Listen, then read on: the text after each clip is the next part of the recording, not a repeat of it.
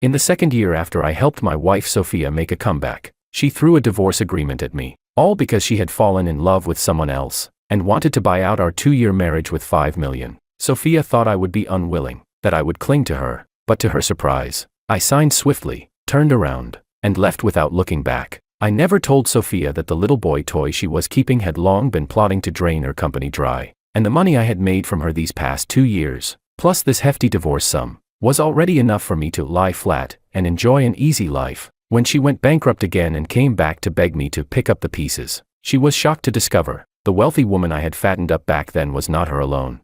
Main text. When Sophia slid that divorce agreement across the table to me, her newly promoted little secretary was leaning lazily against the doorframe, the corners of his mouth curled in a sneer he didn't bother to hide. That look, like he was sizing up an old piece of furniture about to be thrown out, carrying a contemptuous finality and an eagerness to get it over with. The cold white glare of the chandelier lit Sophia's carefully maintained face, carving out the sharp edges of someone used to the negotiation table. What her fingers pressed down on wasn't just a few sheets of paper, but a certificate worth buying out our marriage of 2 years, a check for $5 million. Sign it. Sophia's voice was flat, like she was finalizing a routine contract clause. Her fingertip tapped lightly on the check, producing a faint ticking sound. Give him a title. This money is enough for you to live comfortably for several lifetimes back in that little town of yours. She didn't even look at me while she spoke. Her gaze remained on the agreement, as if she were confirming some irrelevant number. The air carried the lingering chill of her usual expensive perfume, mingled with the deliberately flaunting scent of youth from her secretary, a mixture that proclaimed victory.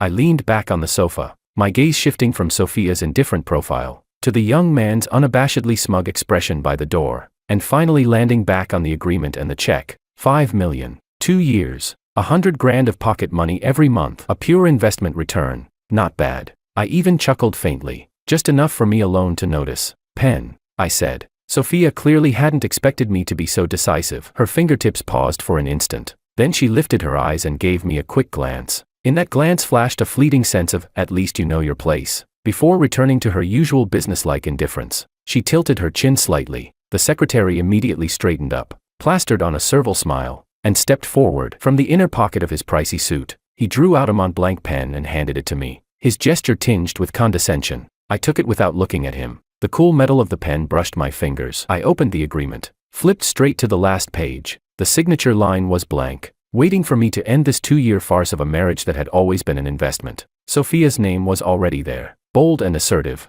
carrying her usual air of control. The tip of the pen scratched across the paper with a steady hiss. My name was signed quickly and firmly. The last stroke fell, final and complete. Sophia seemed to let out a breath, the tension in her jaw loosening slightly. She picked up the agreement, confirmed the signature, then pushed it back to me along with the check. I folded the check and slipped it casually into my pocket. The piece of paper was light, weightless almost, yet it carried the heavy declaration of freedom in ending this chapter. Sophia. The secretary immediately latched onto her, slipping his arm naturally around Sophia's waist. His voice dripped with syrupy sweetness. Everything's taken care of. Tired. I booked your favorite Japanese place for tonight. Sophia didn't push him away. She only gave a faint letting him half embrace her as they went upstairs, without sparing me even a glance. Her high heels struck the polished marble staircase, each crisp, hollow echo carrying her step by step away from this home where she had never truly stayed. I sat unmoving on the sofa, listening to their footsteps ascend, faint laughter floating down,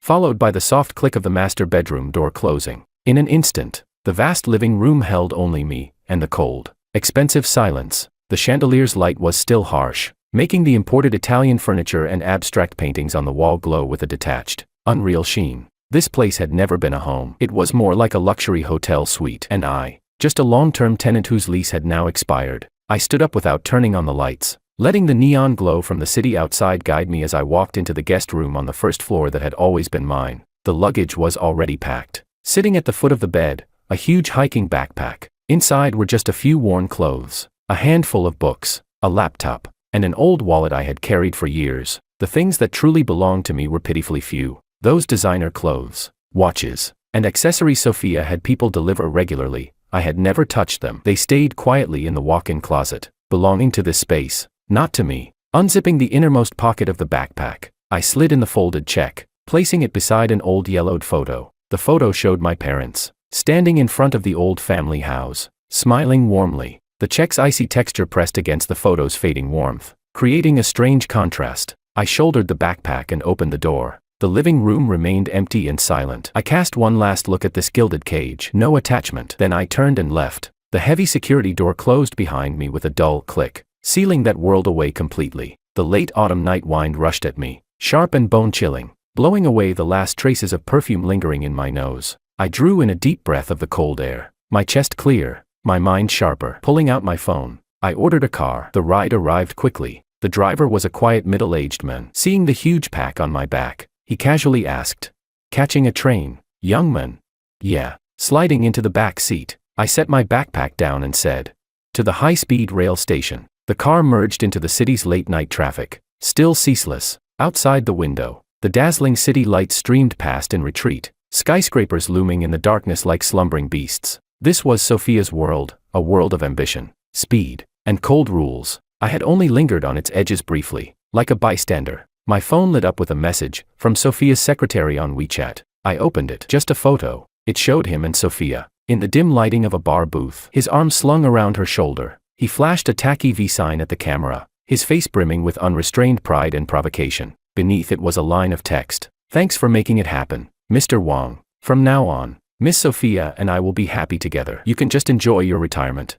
The lighting was dim, but Sophia's expression was clear, her smile was relaxed, even indulgent. It was a look I had never once seen on her face with me. With me, she had always been like someone fulfilling a serious contractual duty, efficient, precise, without an ounce of surplus emotion. I stared at the photo. No anger, no jealousy, only a settled calm, as if dust had finally settled. In fact, I even found it a little funny. My finger hovered over the screen for a moment. No reply. No deleting the chat either. Instead, I opened the contacts, found the name, Sophia, long pressed it, and hit delete. The action was crisp, decisive, without the slightest hesitation. After that, I slid the phone back into my pocket, leaned my head against the cold glass window of the car, and closed my eyes. The world quieted, leaving only the monotonous sound of the wheels rolling over the pavement, like a hypnotic drumbeat. The high-speed rail station was ablaze with light, still crowded even late at night. On the massive electronic display board, red characters scrolled continuously. I collected my ticket and walked into the waiting hall with my backpack. The air was thick with the greasy scent of fast food, the sharp tang of disinfectant, and the weary aura radiating from countless travelers. A woman's voice echoed over the loudspeaker, crisp and precise, announcing train schedules. I found a seat in a corner, set my pack down by my feet. My phone buzzed again in my pocket. I pulled it out. It was a bank notification. A transfer had just landed in my personal account, 5 million. The remark line carried only a cold single word, compensation. Staring at that string of staggering numbers, a strange feeling slowly rose in me. Not wild joy, but the lightness of finally laying down a heavy burden. This check, along with the monthly allowance Sophia had been transferring me over the past 2 years, and the steady returns from my parents' compensation money I had invested carefully through the years, all of it formed my ticket to freedom. They lay quietly there, like solid stones paving a road toward the future I had already mapped out long ago. Ding dong, attention, passengers. Train GXXXX to XX is now boarding. The broadcast rang out. I stood, swung the heavy backpack over my shoulders, and blended into the crowd heading toward the gate, through the turnstiles, along the long platform passage, until finally I stepped into the carriage. I found a window seat and sat down. Outside were the platform's bright lights and the rushing figures dragging suitcases.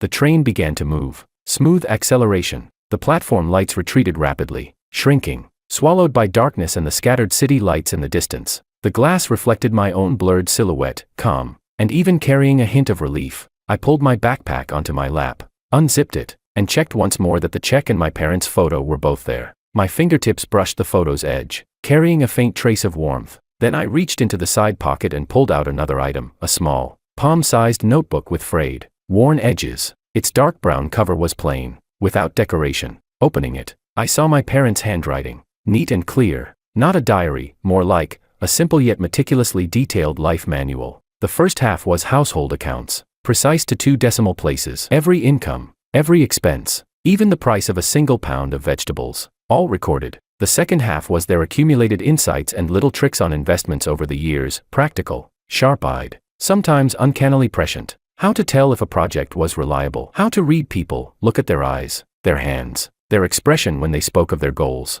whether empty or real. How to stay calm in market fluctuations. How to calculate the balance of risk and reward. The words were plain, without lofty theory, yet full of survival wisdom distilled from a lifetime of hard work. They weren't financial tycoons, just two ordinary people who had labored diligently in a small city their whole lives. This notebook was their simplest attempt to leave me, their only son, a survival safeguard. It was the root of all my investments. Without it, there would have been no money to support Willow back then, and certainly no decisive, angel investment I had thrown at Sophia. My fingers gently brushed the familiar writing, those down-to-earth maxims about reading people, carrying the warmth of my parents' presence. Sophia. Willow. Two entirely different faces flickered through my mind. I remembered Sophia sitting across from me, gaunt, her gaze like ashes hiding sparks that refused to die, speaking of failure with a terrifying calm, no complaints, only analysis and review. And Willow, my memory suddenly pulled me back to many years ago. That sweltering September afternoon, the sunlight was blindingly white. Inside the little restaurant behind the university, run by Auntie Chan, the old ceiling fan spun uselessly overhead, stirring the heavy, sticky air. I had just finished the first day of freshman classes. Sitting at my usual corner table, I spread open my calculus textbook and notebook, my pen scratching across the paper while my mind drifted elsewhere. After my parents' passing, this small restaurant and the compensation money in the bank had become my only anchor, my sole focus. The glass door pushed open, letting in a gust of even hotter air. A figure stepped in. Hesitant, I instinctively looked up. It was a girl, not tall, so thin she looked like she might be blown over by the wind at the door. She wore a faded t-shirt washed nearly white, jeans just as worn, and canvas shoes scrubbed pale. Her hair was tied in a simple ponytail, a few strands at her temple damp with sweat, clinging to her skin. Her face was drained of color, her lips dry, but her eyes were startlingly bright, carrying a careful stubbornness and a shy unease she could barely conceal. She lingered at the entrance, her gaze darting quickly around the cramped dining room, as though searching for something. Finally, her eyes landed on Auntie Chan behind the counter, wiping down dishes. The girl drew in a deep breath, as if summoning every ounce of courage, and stepped forward. Her footsteps were light, almost timid. Auntie. Her voice was soft, tinged with the lilting accent of the South, yet clear. "Excuse me, are you still hiring here?" As she asked, her fingers twisted the hem of her faded t-shirt tightly, knuckles whitening from the strain. Her head bowed, eyes fixed downward, too nervous to meet Auntie Chan's gaze. Auntie Chan paused, lifted her head, and gave the girl a quick once-over. The restaurant was quiet, save for the fan's monotonous hum. "We are hiring," Auntie Chan said at last, her tone brisk with the straightforwardness of a local. "But the work's no easy ride. Serving plates, washing dishes, wiping tables. When it gets busy, your feet won't touch the ground. Pay is by the hour. Not much, but it includes one dinner. Can you handle it?" The girl's head bobbed instantly, like a pecking chick. A light of desperate hope flared in her clear eyes. "Yes, Auntie, I can. I can do anything. I don't mind hard work." Her voice was so urgent it was almost a plea. "You're a young one, aren't you? Just started university?" Auntie Chan set down the rag and leaned against the counter to ask. "Yes, a freshman," the girl answered softly, her head dipping even lower. "What about your family? They okay with you working?" "School just started." The girl fell silent, her fingers clenched tighter at her shirt hem, twisting it until her knuckles turned bone white. It was several seconds before she replied, her voice lower, thinner. "My tuition. I earned it myself. Over summer break. Travel expenses, too." She hadn't said whether her family agreed, but the answer was obvious. Auntie Chan sighed, her expression softening. She was about to speak when I closed my textbook and stood up. "Auntie Chan." I walked to the counter, my eyes settling on the frail girl. Sensing me approach, her body stiffened, her head lowering further, leaving me only a tense, uneasy profile. "George." Auntie Chan turned to me. "What do you think?" I nodded once and asked the girl directly. "Which department? What's your name?" She startled, her bright eyes lifting suddenly to meet mine, filled with surprise, tension, and a faint trace of guarded wariness. "Computer science."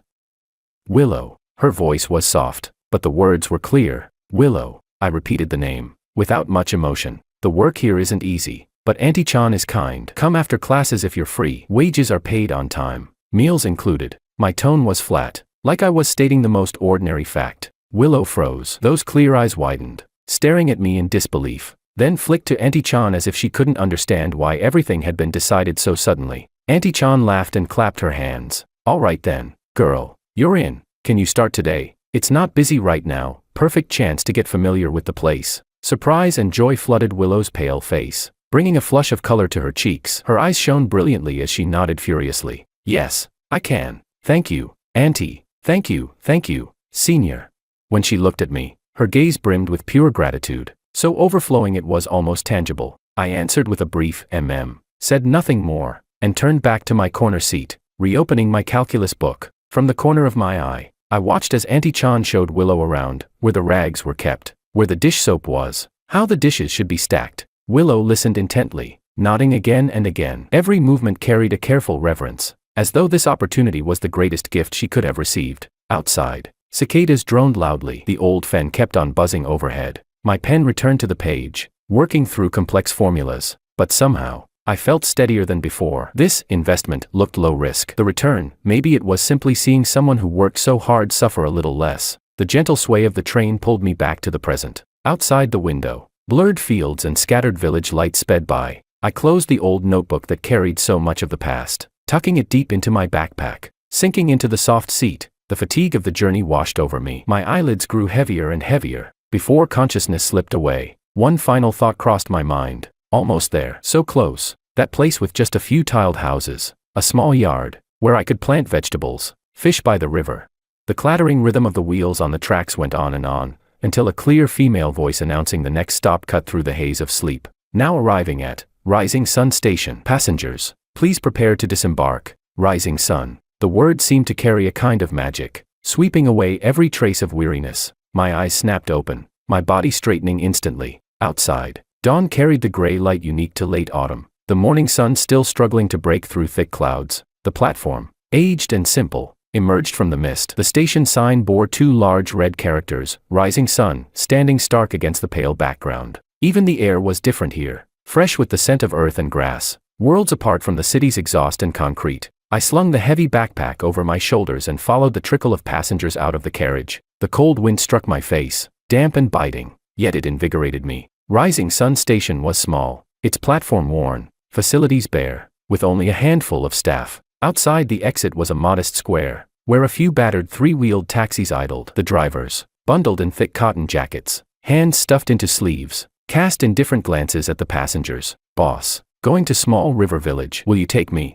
I stepped toward the nearest one and asked. The driver was an old man with graying hair. He gave me a once-over, probably noting that my heavy pack didn't make me look local. Though my accent carried hometown roots, he nodded and named a price. 20. All right. I pulled the door open and climbed in. The cab reeked of cheap tobacco mixed with motor oil. The leather seats were cracked and peeling. The three-wheeler sputtered to life, belching a puff of black smoke before rattling its way out of the station square and onto the bumpy county road. On either side stretched the empty fields after harvest, the soil bare and yellow-brown. In the distance, rolling hills rose, trees painted in the variegated colors of late autumn, reds, yellows, and greens blending in the morning mist like an ink wash painting. The air was sharp and clean, carrying the earthy tang of soil and the faint sweetness of grass and leaves deep into my lungs. Every so often we passed a small village. Thin plumes of cooking smoke curled above rooftops, mingling with the occasional bark of a dog or crow of a rooster. A long-lost sense of peace seeped slowly into my bones. The alienation and coldness of those past 2 years in the big city, in that luxury apartment, felt like an invisible shell, now peeling away under the touch of this rural wind. After nearly an hour of jolting along, the rickety tricycle stopped at a fork in the road. Small River Villages here. The paths inside are too narrow. Can't drive in. The old man pointed at a dirt track ahead. I paid him, shouldered my pack, and set foot on that familiar yet strange road. On either side were stubbled rice paddies, with tufts of wild grass on the ridges glistening faintly with frost. I walked for more than 10 minutes, my steps uneven on the soft ground, circling a small pond until finally, the outlines of tiled houses emerged in the morning haze. A low stone wall surrounded the yard, its weathered wooden gate left slightly ajar. When I pushed it, the hinges gave a long, creaking groan, like greeting a master returned after years away. The little courtyard was empty, only a pile of rotting farm tools in the corner and dry leaves scattered across the ground. Directly facing the gate stood 3 tiled houses, roof tiles broken in places, window panes coated with dust, reflecting a gray-white sky. This was the old house my parents had left behind. It stood silently, worn by years, yet carrying the heavy, rooted sense of belonging. I set my pack down and stood in the center of the yard, letting my eyes wander. The old persimmon tree in the corner was still there, its leaves gone. Only a few red fruits hung stubbornly on the branches like tiny lanterns. The iron handle of the water pump beneath it was rusted through. A near-bitter warmth welled up in my chest. I was back, truly back. The days that followed felt like someone had pressed slow motion. Life became simple, tangible, filled with the breath of soil and sunlight. The first task was cleaning. The broom swept through layers of dust and fallen leaves, raising choking clouds. Bucket after bucket of water was drawn from the well, washing the windows, the chairs and tables, scrubbing away the years of neglect. When sunlight once again streamed into the main room, the whole house seemed to awaken, exuding an old but honest cleanliness. Some sections of plaster had peeled from the walls, exposing the yellow earth beneath. There were leaks in the roof. I bought tar paper and tiles, borrowed a ladder, and clumsily climbed up to patch it. Blisters rose on my palms, and my back ached with strain. Yet looking at the mended roof filled me with a steady satisfaction. Clearing the yard was an even bigger project. The weeds had grown nearly to my knees. I bought a hoe and spent several days hacking them away, loosening the hardened soil. Neighbor Auntie Wu saw me working alone and kindly brought over some vegetable seedlings, green onions, garlic shoots, a few young cabbages just sprouted, and a small bag of radish seeds. "George, it's good you've come back. Good you've come back." Her voice was hearty, her wrinkled face bright with a simple, honest smile. "This house has been empty so long, finally some life in it again. Planting vegetables is good. You'll eat with peace of mind. If you need help, just come to me."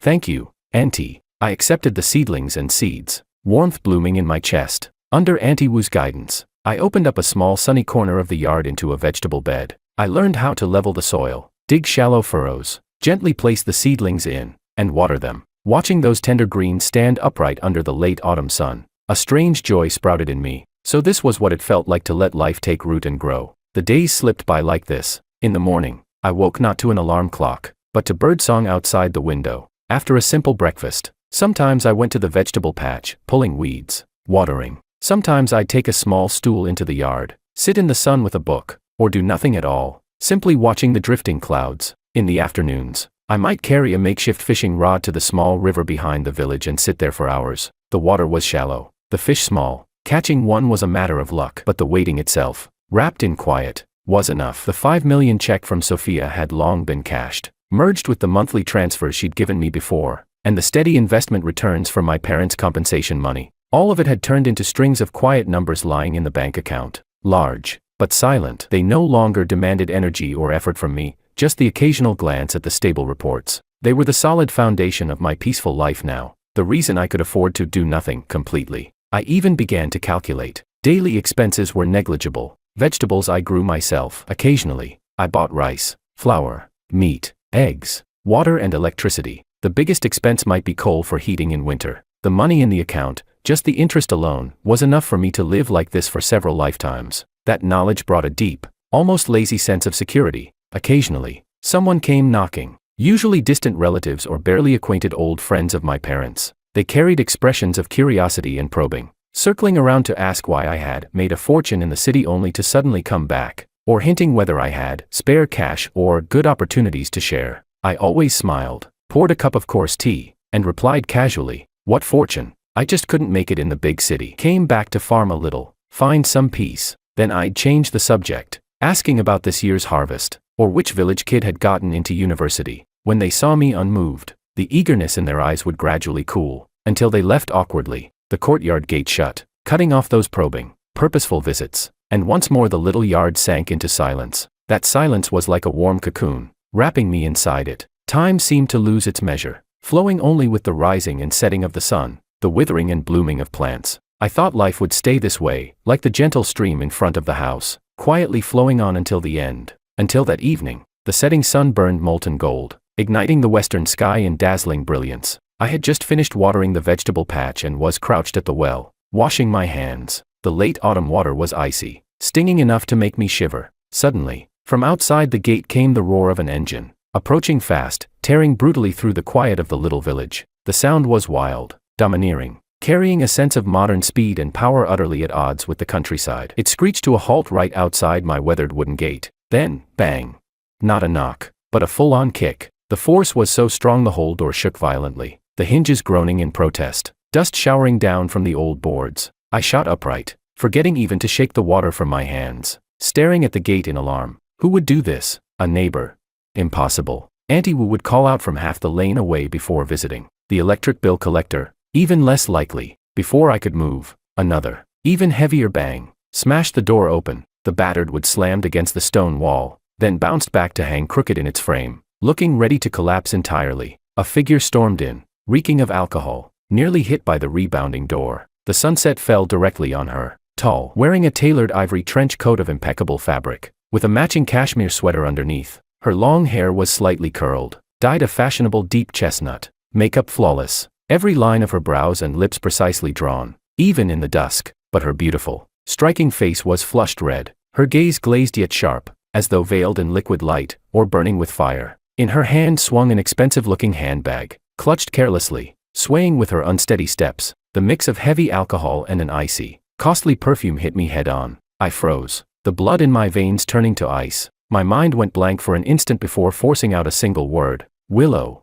The Willow before me was almost unrecognizable compared to the thin girl in a faded t-shirt, wiping tables timidly at a restaurant, or the later image of her in a white lab coat, eyes calm and focused in the graduate lab. Time had carved bold strokes into her, shaping her into a dazzling, forceful presence. The only familiar thing was the flame in her eyes, the same stubborn, burning spark as before, but now fiercer, more tangled, harder to read. She steadied herself, her intoxicated yet piercing gaze narrowing as it roamed over me. Her eyes swept across my mud-stained old jacket, my worn work shoes caked in dirt, and finally fixed on my face. That look hooked into my skin, dragging across inch by inch. Hey, she suddenly laughed, her voice hoarse from drink, edged with something sharp. George, it really is you. Tottering forward on a pair of heels far too expensive for the uneven dirt, she closed the distance, the smell of wine and perfume almost choking. Hiding well, aren't you? Made me search hard. She was far too close. The aggressive mix of alcohol and luxury scent filled my lungs. I instinctively stepped back half a pace, frowning. Willow, you've had too much. How did you find this place? Inside, alarm bells blared. Small river village was remote. How had she managed to find me here, so precisely? How I found you? Willow stepped closer, her high heels sinking little pits into the dirt, utterly unconcerned. She lifted her chin, her whole bearing sharp, aggressive. You forgot Auntie Chan, forgot who it was that tipped you off back then, that I was aiming for a guaranteed grad spot, a PhD, that you'd better deal with me before I became a burden. Her voice rose suddenly, dripping with sarcasm and years of pent-up resentment. You think deleting me off WeChat, selling off that shabby restaurant, and vanishing would make you disappear from the world? George, you've underestimated me, and underestimated how long someone you once invested in, only to throw away like trash, can remember you. Her accusations pierced through the calm I'd worked so hard to maintain, sharp as needles. Auntie Chan, that kind-hearted restaurant owner, I had indeed asked her, during Willow's PhD years, to let me know if anything important happened with Willow. Back then, I had sensed the way Willow looked at me was changing, that the gratitude in her eyes carried too much I couldn't bear. I hadn't wanted to become some kind of shackle or crutch in her life, but I never thought Auntie Chan would remember all this, and even less that Willow would trace me here through her. Willow, the past is. I tried to speak, to calm her down, but she cut me off, her voice explosive. The past.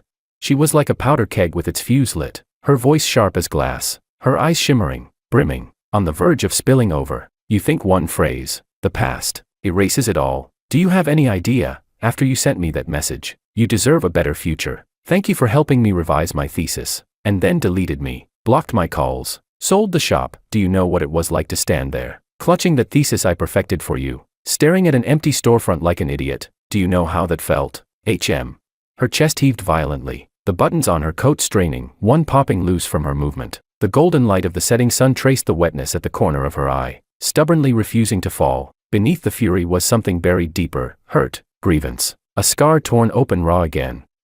Faced with her torrent, I faltered. Back then, cutting ties had been my misguided idea of what's best for her. I hadn't wanted her bound by gratitude or anything else, chained to a useless man like me. I truly hadn't considered her feelings, or rather, I had deliberately ignored them. You, what?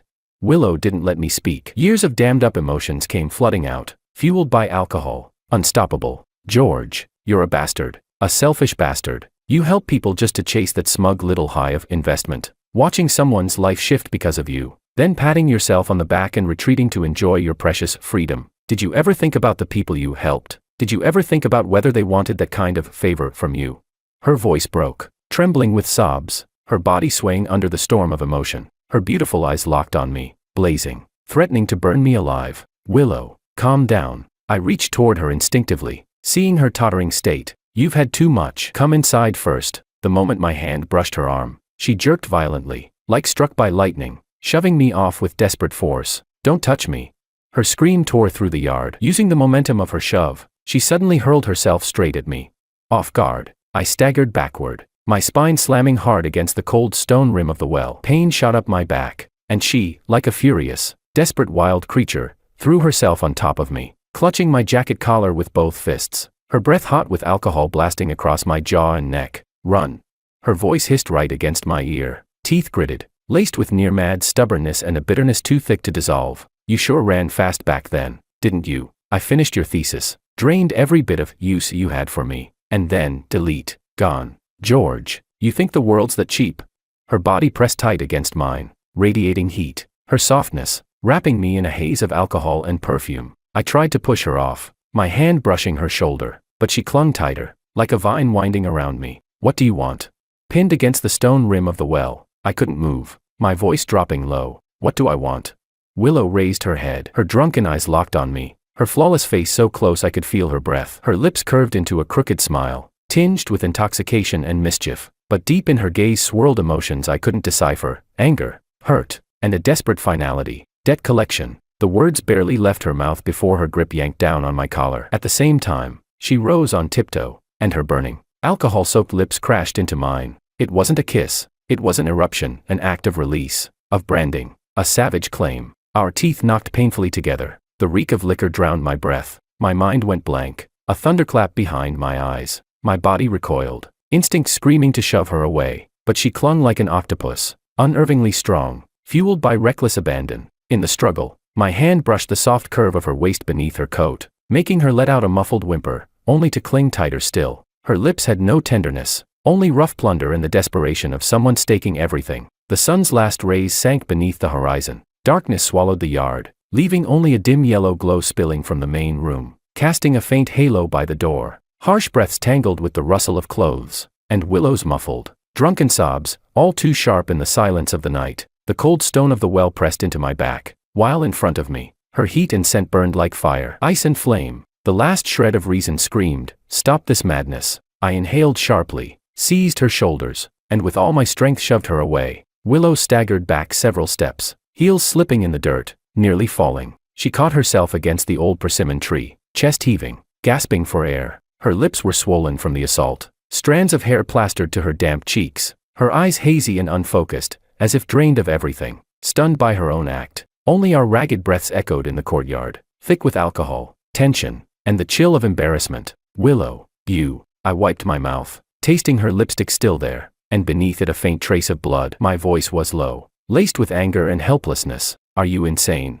She leaned against the tree, head tipped back, eyes unfocused as she stared at me for long seconds. Then, without warning, her body slid limply down the trunk until she collapsed onto the cold ground. Her head lolled sideways, out cold. I stood frozen, staring at Willow sprawled beneath the persimmon tree, unconscious. The chill of the well behind me seeped deep into my bones. The night wind stirred fallen leaves, spinning them past her tangled hair. The stench of alcohol spread in the cold air. My head throbbed. Leave her here. The autumn night dew could sicken her badly. Carry her inside.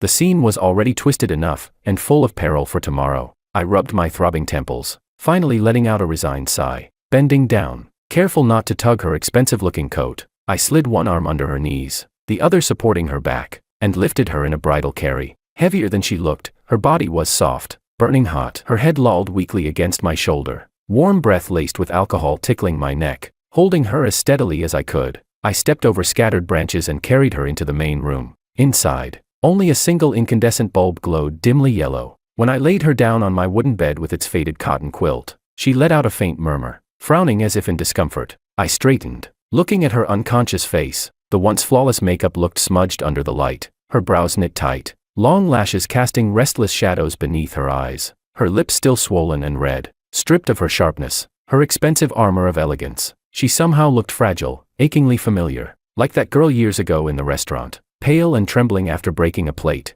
unsure what to do. The thought flickered, then dissolved into a deeper helplessness. Trouble, endless trouble. I pulled a clean thin blanket over her carelessly. Then I dragged an old wicker chair to the doorway and sat down. The night air poured in through the open doorway, cold and biting. I lit a cigarette. In the haze of smoke, staring at her sleeping form, the future seemed murky, without direction. This night would have no sleep. Willow slept deeply, sometimes letting out soft, muddled murmurs, words indistinct, tinged with grievance. I sat slouched in the chair, smoking one cigarette after another, my mind a jumble. Memories I had locked away came tumbling back at her arrival. The way she had burst into the restaurant, breathless with joy, to tell me she'd secured her graduate spot. The image of her, focused and intent, staying up nights to polish the thesis that mattered far more to my degree than it ever did to me. And the last memory, the hollow relief I'd felt after sending that final message. You deserve a better future. Thank you for helping me with the thesis. Before blocking her everywhere, cutting all ties. How stupid, how cruel. By dawn, the ashtray was crammed with butts.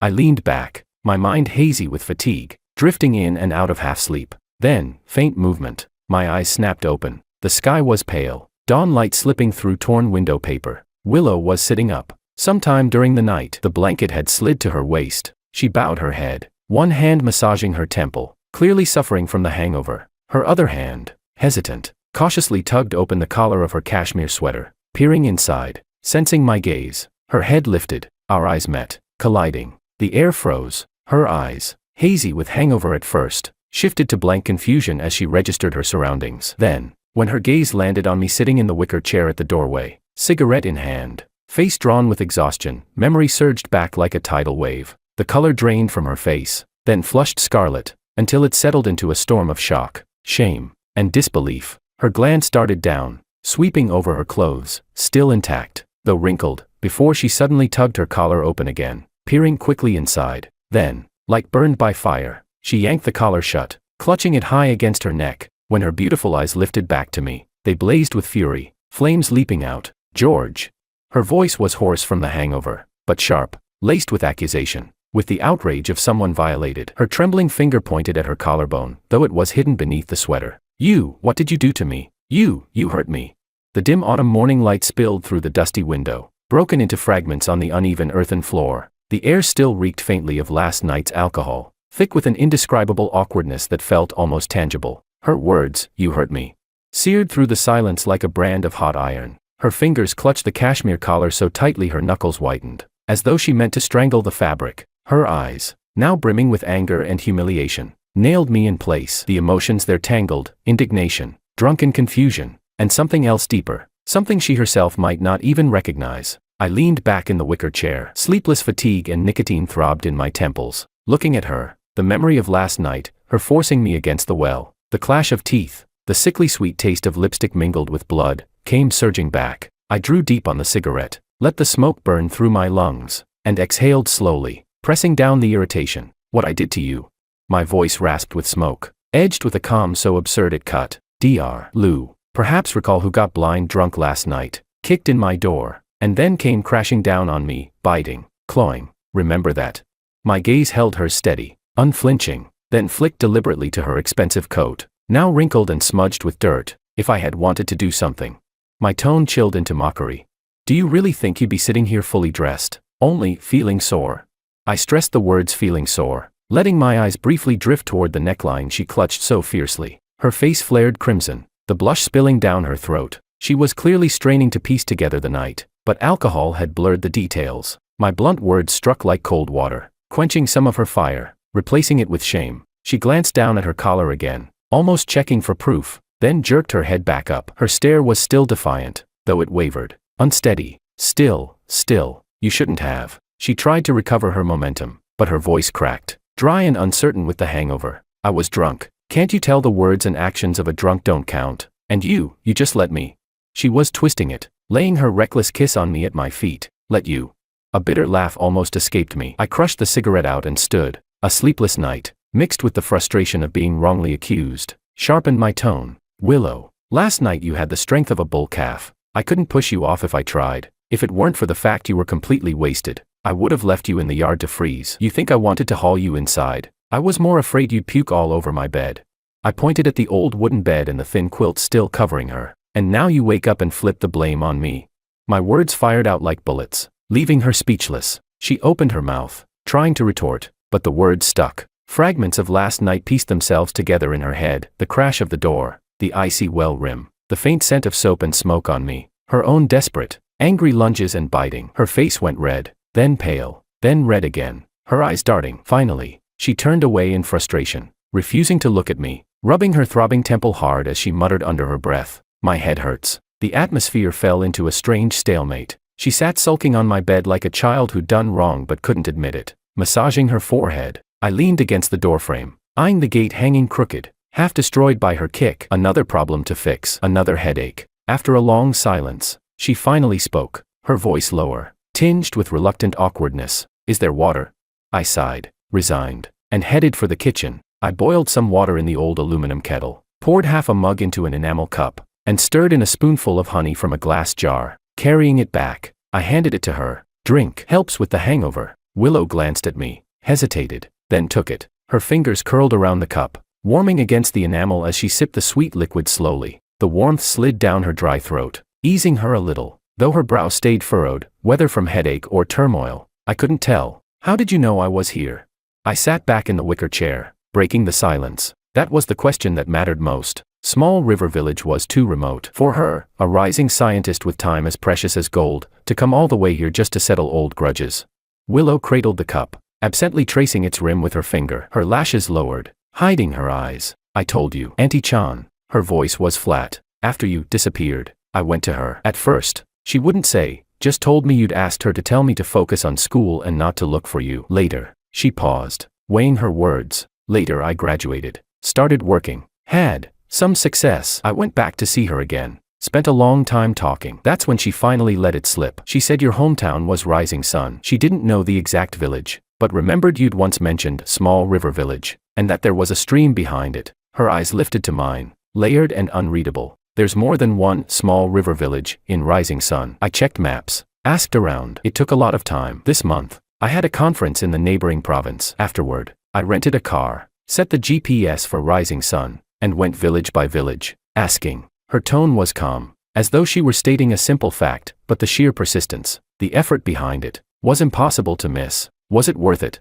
I held her gaze, voicing the question buried in me. All this just to settle the score over a deleted contact. Willow Lu, you're Dr. Lu now. You have a future wide open before you. Prize money in the millions. Why waste your time on someone who left your life years ago?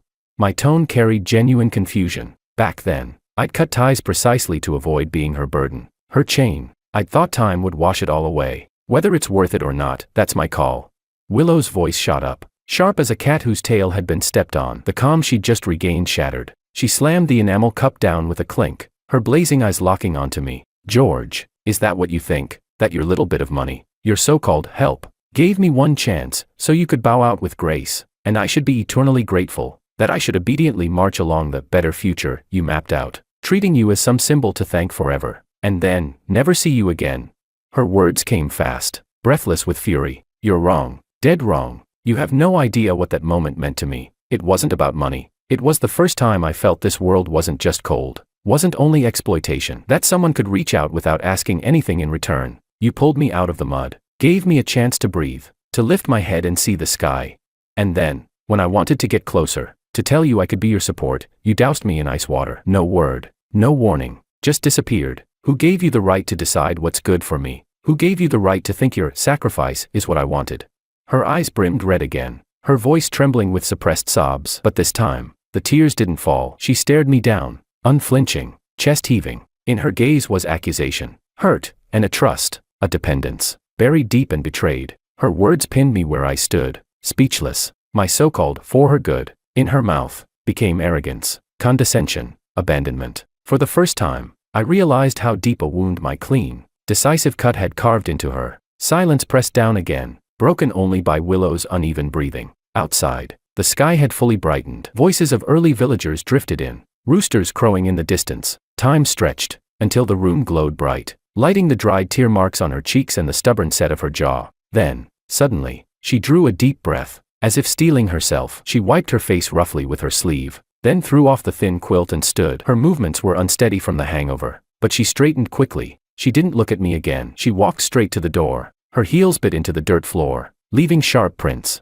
At the old persimmon tree, she bent, picked up her expensive handbag from where she'd tossed it the night before, brushed the dust off. I thought she was leaving. Relief washed through me, though the crooked, broken door reminded me this mess wasn't over. But Willow, bag in hand, didn't head for the gate. Instead, she turned, and with the decisive click of heels, strode into the small room beside the hall, my bedroom and study. Hey, you. The words burst from me before I could stop them. Willow ignored me completely. She stood in the doorway, surveying it, the narrow single bed, the battered desk cluttered with books and odds and ends, my hiking pack shoved into the corner. The room was cramped, plain. She wrinkled her nose, clear distaste in her expression. Then she did something that froze me solid. She tossed her handbag onto the desk with a thud, and then she began unbuttoning her coat. "Willow, what are you doing?"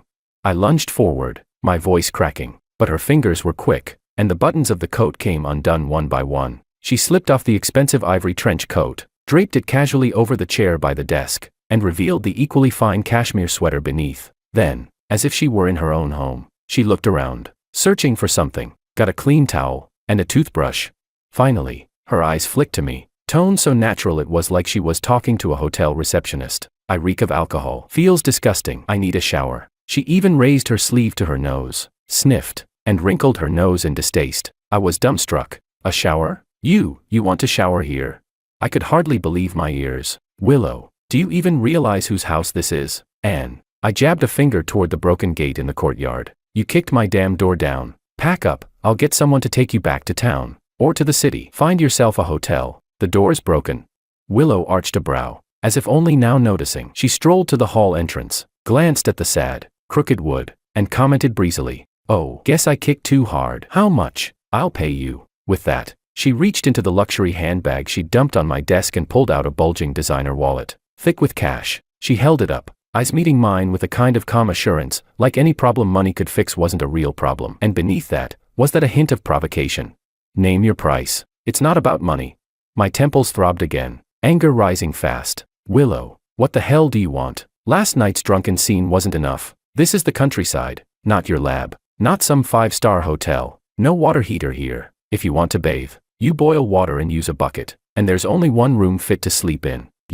Oh, boil water. Then please do that." She ignored my rant entirely, seizing only on the boil water part. "Where's the bucket?" "Oh, the red plastic one in the yard." "Right, looks decent." And she actually walked off toward the courtyard, heels clicking, heading straight for the battered red bucket I usually used to water the vegetables. I watched, dumbfounded, as she, clad in a cashmere sweater and designer heels, crouched to grab that mud-stained bucket. The sight was so absurd it made my chest tighten. I strode over in a few steps and yanked it out of her hands. "Willow."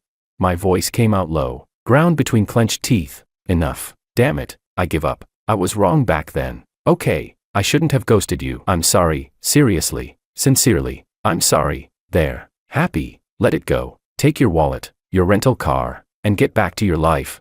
But Willow, robbed of the bucket, wasn't angry. Instead, she straightened, brushed off imaginary dust from her hands, and looked at me. Her lips curved into the faintest smile, shallow, but layered, not gloating, but sly, like a trap just sprung. An apology. She tilted her head slightly, as if examining a curious object. "George, do you really think I traveled all this way, kicked down your door, just to hear you mumble a half-hearted sorry?" She stepped closer. The stench of alcohol had faded, replaced by her own clean, resilient scent that lingered in the air. Her gaze was sharp, unwavering, as though it could cut straight through the flimsy calm I tried to hold onto. "Let me tell you something." Her voice wasn't loud, but it carried a cutting force that brooked no doubt. "Whatever happened last night, whether you admit it or not, it happened." Her fingertip, through the cashmere sweater, tapped lightly against her collarbone, the very spot she'd accused me of hurting her when she woke this morning. "This," she said firmly, "is proof." Her tone was like a gavel, decisive, unyielding. Willow, finish what I start, and more importantly, I take responsibility." Her eyes locked onto mine, every word crisp, sharp as a blade. "You once invested in me. Now, it's my turn to take responsibility for you. Take responsibility for me."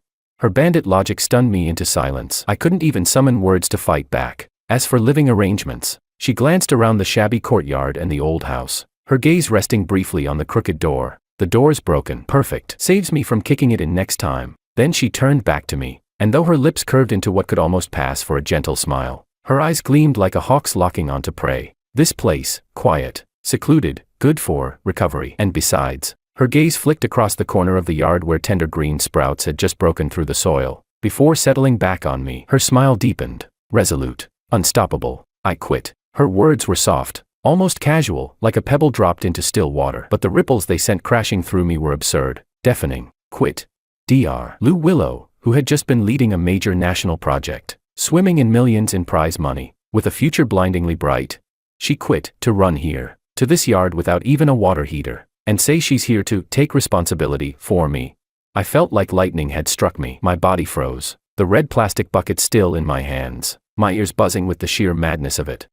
What did you just say? My voice came out dry, rasping, like sandpaper grinding on stone. Willow, get a grip. Don't joke about this. People would kill for your job. You think you can just throw it away? I'm perfectly clear. Her expression was unnervingly calm, as though she'd set down a burden that had weighed on her too long. She met my eyes, the fierceness gone, replaced with a stubborn, almost crystalline clarity. Before last night, maybe I hesitated, but when I kicked that door open and saw you standing here, her gaze drifted across the yard, barren yet sprouting life, lingered on my mud-stained jacket, and finally locked with mine. I knew I'd come to the right place, and I made my choice. She stepped closer, closing the distance. The chill of the late autumn morning seemed to lift, burned away by the reckless heat radiating from her. The lab is fine, the projects matter, the money's plenty. Her tone was steady, like reciting facts on a page that no longer belonged to her. But every day, facing those cold machines and endless data, what I thought about wasn't any of that. It was this rundown courtyard. It was the men who once gave me a hot meal, let me study in peace, then ran like a coward and vanished to retire in peace. Her lips tugged into a bitter smile. George, you underestimated the interest your so-called investment yielded in me. It isn't something money can measure. It was a seed, one that grew into a towering tree, its roots binding up my heart. If I don't dig it out, look it in the eye, I'll never truly move forward. So you quit, just to come here? I couldn't begin to understand the logic behind her madness. Willow, you're ruining your own future. Do you even realize what you're doing? My future? Willow suddenly laughed, a laugh laced with mockery, but also an odd kind of freedom. My future is mine to define. I used to claw my way up just to prove myself, to you, to those who looked down on me. Now, I've proved enough. She spread her hands, the gesture careless, reckless. Those tens of millions in prize money, more than enough for me to live in peace a dozen lifetimes over. As for the rest, I want to live differently. For example, right here. She pointed down at the patch of dirt beneath her feet. To settle a few things, and to claim back a few things. Claim back. The stubborn, predatory gleam in her eyes set off alarm bells in my chest. This woman was insane, absolutely insane. When she said, take responsibility, she clearly didn't mean it in any simple sense. No. I slammed the plastic bucket down on the ground, my tone sharp as steel. This place is too small to hold a Buddha like you. The door's broken, I'll find someone to drive you back. I turned, ready to grab my phone. George. Her voice cracked through the air, commanding, undeniable. My steps halted, though I didn't turn around. Try forcing me out. Her tone wasn't loud, but every syllable pierced straight into my ears. I kicked the door down once. I can kick it down again and again. Every time you fix it, I'll break it. Or maybe. Her voice dipped into a sly, dangerous lilt. I could just call Auntie Chan. Tell her I found you. Tell her about last night. You know what I mean. What do you think she'd do? Wouldn't she rush here immediately? But her health isn't good, is it? What if something happened on the way? Willow. I spun around, fury boiling over. You shameless. Learned from you. Willow crossed her arms, watching me with infuriating calm. There was even a hint of innocent amusement tugging at her lips. All's fair in war. Didn't Teacher Wang once tell me, spot the opening, strike without hesitation? Wasn't that your very first lesson to me?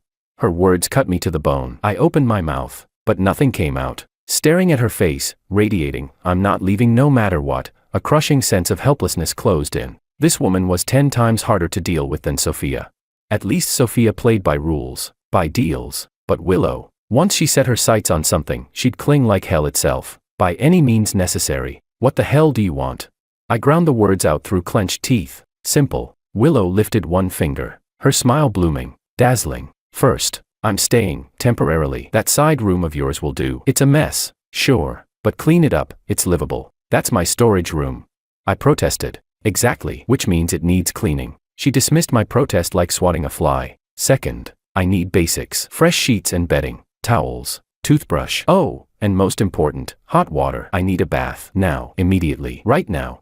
She wrinkled her nose, sniffing her sleeve with exaggerated disgust. Her tone turned almost like a spoiled child throwing a tantrum. I'm suffocating in my own stench. Go boil the water. I stared at her, feeling like I was roasting over an open fire. Couldn't kick her out, couldn't shut her up, and now she had Auntie Chan dangling like a blade over my neck. The sheer absurdity of it all, and the sinking dread of being dragged into a whirlpool I couldn't escape, crushed down on me like a mountain. They stood in a stalemate for a few seconds. Willow simply crossed her arms and looked at me with an expression that spelled it out clearly. Go ahead. Drag it out. Let's see who gives in first. In the end, I surrendered. Bending down, I picked up that damned red plastic bucket again and slammed it heavily on the ground out of frustration. Then, without a word, with a darkened face, I walked toward the pile of firewood beside the kitchen. Resigned, I started chopping wood. My movements were rough, wood chips flying everywhere. Watching my furious back as I hacked at the logs, Willow's lips curved into a sly smile of victory. She didn't say anything further but turned away and actually began inspecting that cluttered, small room. Inside were farming tools,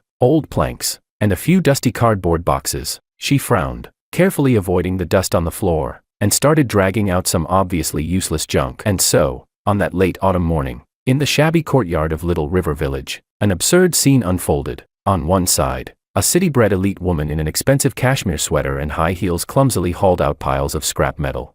On the other side, a man in a worn-out jacket, face dark and gloomy, was gritting his teeth as he swung an axe, venting all his pent-up frustration on the innocent firewood. The thuds of the axe and the scraping sounds of dragged junk intertwined, breaking the stillness of the village. Even the chickens from Aunt Wu's house next door seemed startled, clucking uneasily. Life was being dragged into a brand new orbit by Willow, at a pace George could no longer control. That cluttered little room, under Willow's skilled hands, or rather brute force, was actually cleared out. She despised my creaky old camp bed. With just one phone call to the county, by afternoon, a small truck had arrived, delivering a full set of brand new, ergonomically designed bedding, complete with mattress, linens, and even a simple fabric wardrobe. The delivery guy looked at the shabby courtyard and the confident Willow in her cashmere sweater, his eyes filled with disbelief as if he had stepped into some surreal fantasy. Even more outrageous was the hot water issue. Willow absolutely refused to tolerate the primitive lifestyle of bathing with buckets of mixed hot and cold water. After examining the big wood-fired stove in the kitchen and the hand pump well in the yard, she thought for less than half a day before making another call. The next day, a small construction crew from town showed up. They built a tiny hot water pool in the corner of the kitchen, connected pipes to the big pot on the stove, and installed a hand-pressurized pump at the wellhead. The principle was simple: boil a huge pot of water, let the stove's residual heat keep it warm. When bathing, scoop hot water into the pool and mix it with cold water pumped from the well. Still basic, but at least no more hauling and mixing bucket by bucket. Watching the workers busy at it, I stood in the courtyard, temples throbbing. Money. This was all money. That bedding set, that simple wardrobe, this tiny hot water renovation project. The expenses were enough for me to live comfortably in this small place for several years. Willow, can't you stop being so extravagant? I tried to reason with her. I don't need any of this. I do. Willow was directing the workers to install the pump handle, not even turning her head. Quality of life is a basic human right, and besides, it's my money we're spending. Why are you the one feeling distressed?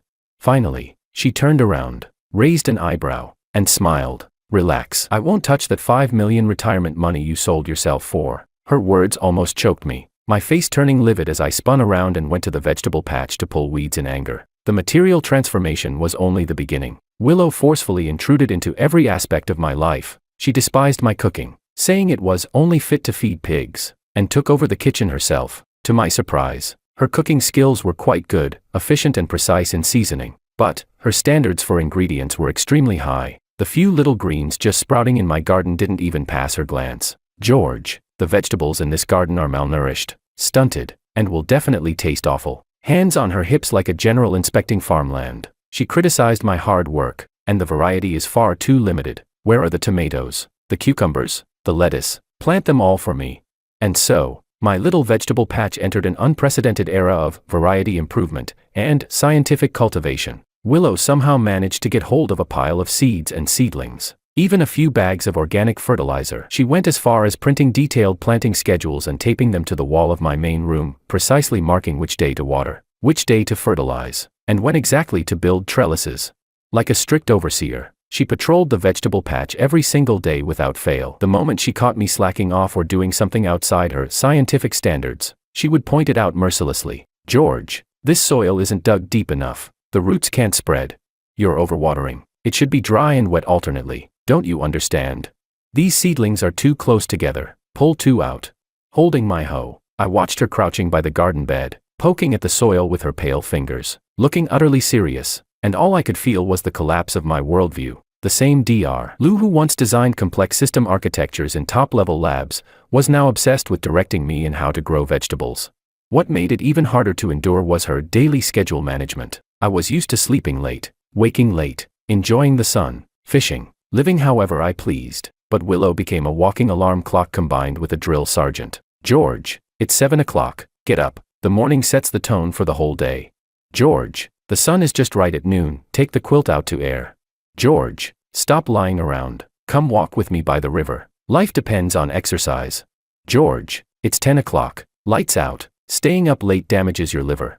Her constant nagging made my head feel like it was splitting. I felt like an elementary school kid under strict supervision. Resist, pointless. She would fix those bright eyes on me, unblinking, laying out all the arguments, talking about circadian rhythms, health science, longevity, until I finally raised my hands in surrender. Or worse, she would just take direct action, like when I refused to get up. She suddenly yanked off my blanket, letting the late autumn chill shock me awake in an instant.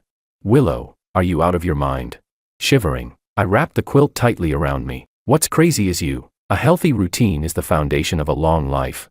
She stood with her hands on her hips, completely self-righteous, with a mischievous gleam of triumph on her face. The war between us spread everywhere, over the layout of the vegetable garden, over what to cook for dinner, over when to go to bed, even over whether or not to prune the old persimmon tree in the courtyard. Any of it could spark an argument, big or small. Her logic was sharp, her words even sharper, refusing to yield an inch. Meanwhile, I was bombarded by both her relentless reasoning and her forceful execution, losing ground again and again, often fuming, yet powerless. And so, life passed day by day in this chaotic, noisy, never-ending back and forth. The late autumn chill grew stronger, but under Willow's scientific management, the vegetable seedlings in the courtyard thrived, radiating an untimely vitality. On the surface, I still resisted, still saw her as a colossal nuisance dropped from the sky, but deep down, something was quietly shifting. For example, when she wore one of my old faded shirts, sleeves rolled up, clumsily waving a hoe, insisting on learning how to build a trellis for the tomatoes, only to end up with mud all over her hands and a streak of dirt across her face.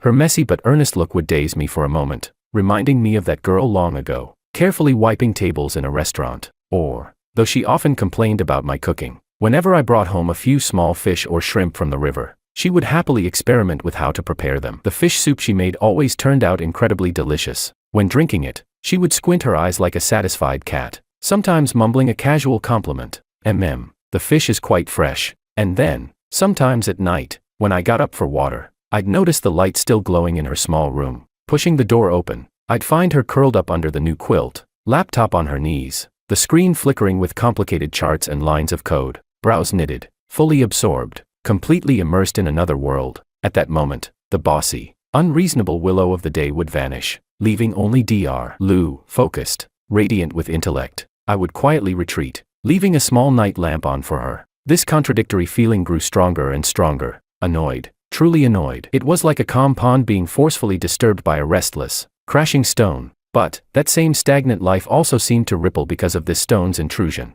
A long-lost sense of being alive, messy and noisy, began quietly sprouting amid the chaos. I deliberately ignored the feeling, still bickering with her every day, trying to drive her away, until that afternoon. The sky was dark and heavy, with a fine cold rain falling, perfect weather for curling up inside and sleeping. I was deep under the covers, sound asleep, when I felt someone shaking me. George, wake up, wake up. It was Willow's voice, carrying urgency. Annoyed, I rolled over and pulled the blanket over my head. Don't bother me. Rainy days are made for sleeping. Sleep. Something happened. Her voice rose, sharp and commanding, as she yanked my blanket off in one swift motion. The cold air rushed in, jolting me fully awake. I sat up angrily. Willow, what madness is this now? Look. Ignoring my fury, Willow shoved her phone right in front of my face. On the screen was a local news alert, the headline glaring. Breaking. Massive landslide on Rising Sun County's mountain road to the city. Multiple vehicles buried. Traffic cut off. Rescue underway. My heart dropped instantly. All traces of sleep gone. There were only 2 roads connecting Rising Sun County to the outside, one longer but safer provincial road, and the other, the closer but treacherous mountain road. And Willow's rental car, it was parked at the village entrance. She'd been talking these past 2 days about going to the city to shop. Your car. The words slipped out, my voice tight. It's fine. It's still at the village entrance, Willow said quickly, her finger swiping the screen as she opened the full article, her face grave. But look at the time. The landslide happened around 2 this afternoon. Aunt Chan, Aunt Chan took the bus to the city at noon today to visit her daughter. That bus goes exactly on that route. Aunt Chan. The name struck me like lightning, shattering all the fog in my head. After my parents died, it was Aunt Chan, a kind-hearted, uneducated woman, who embraced me with her simple warmth, helped me run the restaurant, and gave me a place to cling to when I was lost and helpless. She had always been like half a family member to both Willow and me. The horrific pictures in the news, the rising casualty numbers, poured over me like ice water. Terror clamped down on my chest. Her phone. Call Aunt Chan. My voice cracked, frantic as I fumbled for my phone, fingers trembling. I did. It's off. Completely off. Willow's voice quivered ever so slightly. She had clearly seen the news before me and already tried to reach her. Call her daughter. Now.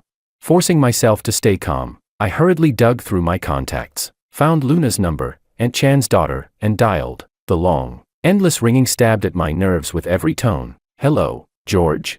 At last, the call connected. Luna's voice was thick with sobs, full of panic. Luna, where's your mom? She was on that bus. I can't reach her. Not at all. The passenger list isn't out yet. The rescue team says the scene is total chaos. My mom's phone won't go through. On the other end of the line, Luna was already sobbing uncontrollably. Brother George. I'm scared. What should I do? Don't panic, Luna. Don't panic. I took a deep breath, forcing my voice to sound steady. We'll come right away. Stay at home. Don't go anywhere. Update us the moment you hear anything. After hanging up, I locked eyes with Willow. In each other's gaze, we saw the same heaviness, the same urgency. Outside, the cold rain poured down. The mountain road remained a mystery, full of danger, but Aunt Chan was there. I'll drive. Without hesitation, Willow spun around and dashed outside, not even bothering to change out of her slippers. Wait. I grabbed her arm. The rain makes the road slippery, and the mountain path must be even more dangerous now. I'll go. You stay here and wait for updates. Aunt Chan had shown me kindness. I couldn't let Willow take the risk. You'll go. Willow yanked her arm free and turned back to glare at me, her eyes sharp as blades. Do you even know how to drive? Do you have a license? Do you know the safest way through that road? Will you help or just get in the way right now? Her rapid-fire questions pinned me in place. She was right. I didn't even have a license. All these years, I'd relied on taxis or trains, never once thinking about driving myself. I know the roads better than you. I have experience. Willow's tone was firm, decisive, leaving no room for doubt. You stay here, keep the phone on, and answer Luna's calls right away, and prepare clean hot water, towels, blankets, in case Aunt Chan is rescued and needs them. She didn't finish the sentence, but we both knew what that "in case" meant. Willow. I stared at her slender but unyielding figure in the cold rain, a swirl of emotions rising in my chest. At that moment, the domineering, unreasonable Willow was gone, leaving only the calm, decisive, fiercely loyal Willow. Stop wasting time. Every second is a life.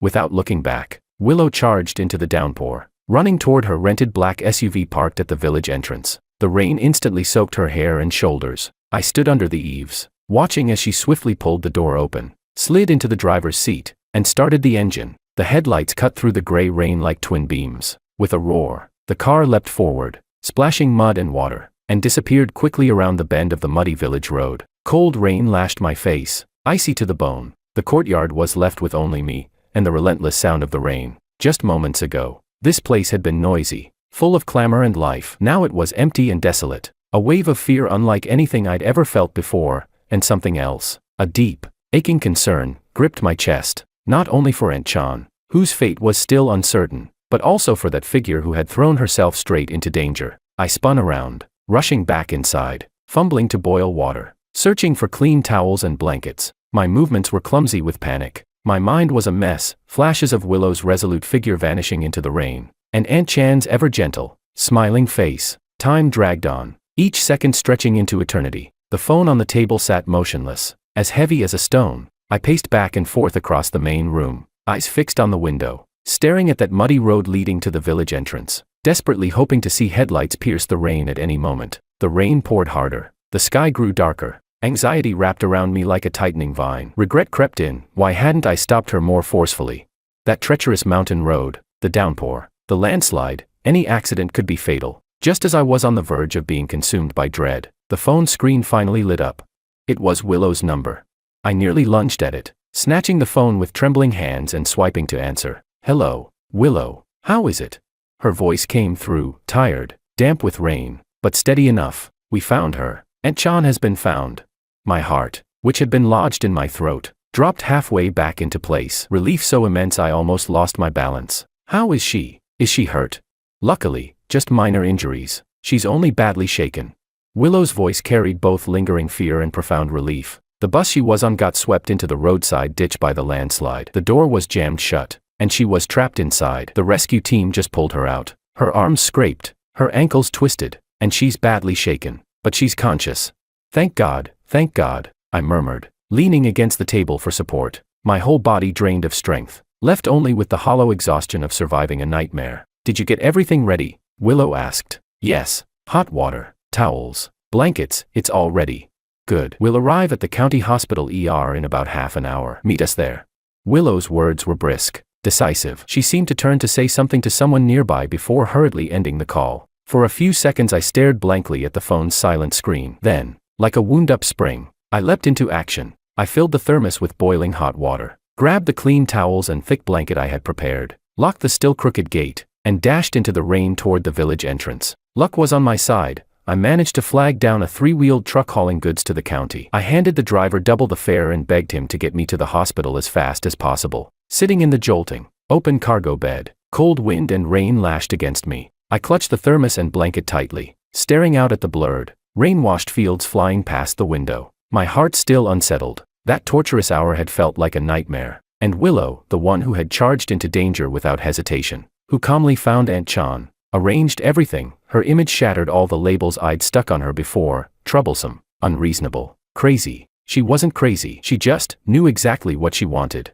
and in critical moments, possessed courage and responsibility beyond ordinary people. By the time I reached the county hospital ER, the place was in chaos, and then I spotted Willow, sitting on a bench in the hallway. She was soaked through, her hair plastered messily against her pale cheeks. Her once expensive cashmere sweater and pants were covered in mud. One of her slippers was gone, leaving her bare foot pressed against the cold tile floor. She was bent over, carefully wiping the mud from Aunt Chan's face and hands with a towel that was barely clean. Aunt Chan leaned against her, pale, dazed, with bandages around her arm and a swollen ankle. When she saw me, Aunt Chan's tears immediately welled up, her lips trembling. George. Willow. Aunt Chan, it's okay now, you're safe. I rushed over, setting down the thermos and blanket, wrapping her tightly in the thick quilt, and pouring out some hot water to bring to her lips. Drink a little, warm yourself up. It's all thanks to Willow. Aunt Chan's tears streamed freely as she gripped the cup. If it weren't for her, in such a dangerous place, she still rushed in, calling my name. I turned to Willow. She looked up too, her face exhausted, her eyes red-rimmed from rain and tension, but still shining bright. She managed a weak smile at me, said nothing, and lowered her head again, continuing to carefully wipe the dried mud from Aunt Chan's hair with the towel. Her movements were gentle, focused. At that moment, the sharp scent of disinfectant in the air, the surrounding commotion, all of it faded away. There was only this woman before me, soaked, disheveled, but with eyes that still glowed with light. A rush of indescribable heat slammed into my chest, powerful and overwhelming. And then, suddenly, from the entrance of the ER, came the sharp clack of high heels striking the floor, followed by a cold, furious voice, slicing through the fragile calm like ice. George, so you really are here. That voice was like a blade quenched in ice, sharp, cold, carrying a fury suppressed to the extreme, suddenly tearing through the ER hallway's mix of disinfectant, wet mud, and anxious air. I snapped my head up, following the sound. The glass doors of the ER were shoved open violently, slamming against the wall with a dull thud. Sophia stood there, dressed in a perfectly tailored black cashmere coat that made her complexion look even paler. Her long hair pulled back into a flawless knot, revealing a smooth forehead and eyes now blazing with icy fire. Her face bore traces of travel fatigue, but far more present was the dark, storm-laden fury and disbelief. Those eyes, once domineering at negotiation tables, now locked onto me with a sharpness that could carve holes straight through my chest. How was she here? How did she find this place, Rising Sun County Hospital ER, at this exact time? The shock gripped my throat like an icy hand. My arms, holding the blanket, froze midair. My whole body felt pinned in place, as though by a spell. Sophia's gaze stayed on me for a full 3 seconds, so cold and scrutinizing it nearly froze me solid. Then, ever so slowly, her eyes shifted. They swept past Aunt Chan, wrapped in a blanket and still trembling with sobs, and finally fixed on the woman beside me, on Willow, drenched, mud-stained, barefoot on one side, still crouched with a towel in her hands. carefully wiping Aunt Chan's hair. Willow had heard the commotion too and lifted her head. Her face still carried exhaustion and worry, but the instant she saw Sophia, those bloodshot eyes, raw from rain and sleeplessness, hardened instantly, condensing into open, icy vigilance and hostility. She didn't move, maintaining her half-crouch, though her fingers gripped the towel just a little tighter. The two women's gazes collided midair. No sound, but it felt as if invisible sparks were crackling, snapping through the air. On one side, a polished,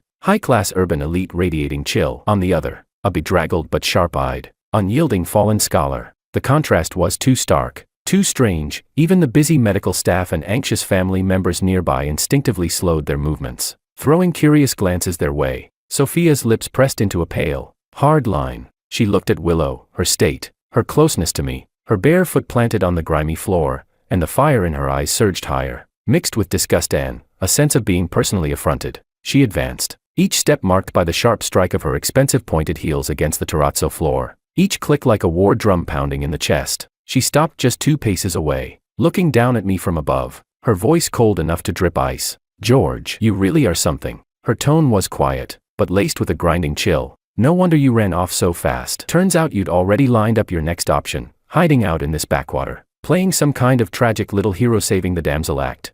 Her gaze cut over Willow's mud-streaked figure and bare foot, and her lips curled into a cruel smirk. "Quite the taste you've got. Walk away from the good life and settle for this rural flavor. What? Serving one rich woman wasn't enough, you needed another country girl to keep you company." "Sophia." The blood surged hot to my head. I cut her off sharply, fury hardening my voice. "Watch your mouth. This isn't the place for your tantrums." "Tantrums?" Sophia let out a sharp, incredulous laugh, her voice rising loud enough to draw more stares. "George, you took my money, ran back here, and now you're fooling around with some shady woman, and I'm the one throwing tantrums."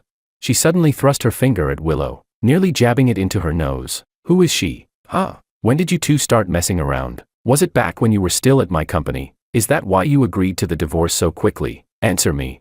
Her accusations were absurd and venomous, like buckets of sewage hurled in our faces. I was trembling with rage, about to retort, when a calm yet icy voice cut in before me. "Senior." It was Willow. At some point, she had straightened up, soaked through, bedraggled, barefoot on one side, and perhaps still a little shorter than Sophia in her heels, but her spine was straight, her chin lifted just slightly. She didn't look at Sophia. Her gaze rested on me instead, her tone level, as if stating the most ordinary of facts. Yet it carried an invisible, undeniable weight that instantly drowned out Sophia's hysteria. This must be the one, the former wife of George, the woman who, after a failed business, left him on the streets, invested her entire fortune to rescue him, only for him to succeed and then busy himself fooling around with his secretary, and in the end tossed him out like a beggar with $5 million as a payout. President Sophia, isn't it?